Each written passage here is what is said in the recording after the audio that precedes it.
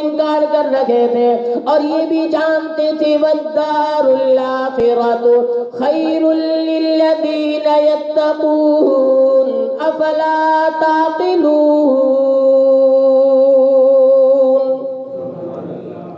یہ بھی جانتے تھے کہ آخرت کا گھر بہتر ہے، آخرت کا مقام بہتر ہے، آخرت کا انجام بہتر ہے، آخرت کا انعام بہتر ہے، آخرت کا گھر دنیا کے گھر سے بہتر ہے ان لوگوں کے لیے جو تقوی اختیار کرتے ہیں، پرہیزگاری اختیار کرتے ہیں۔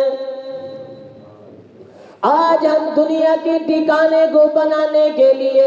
دنیا کا اچھا مقام بنانے کے لیے کتنی محنت کرتے ہیں، رات دن محنت ہے، سردی گرمی میں محنت ہے، دھوپ چھاؤں میں محنت ہے، اور دن میں بھی محنت ہے، رات میں بھی محنت ہے، اور یہی دنیا کا ٹھکانہ بنانے کے لیے۔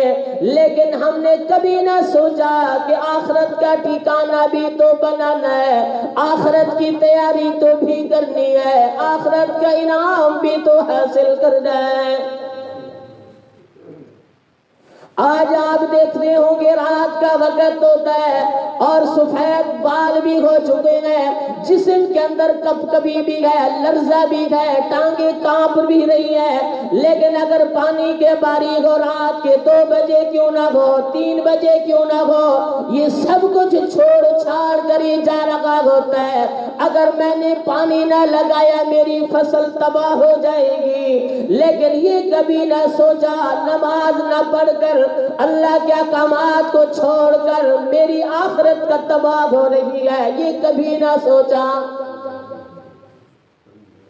فرمایا وَلَلدَّارُ الْآخِرَةُ خَيْرٌ لِلَّذِينَ يَتَّقُونَ أَفَلَا تَعْقِلُونَ۔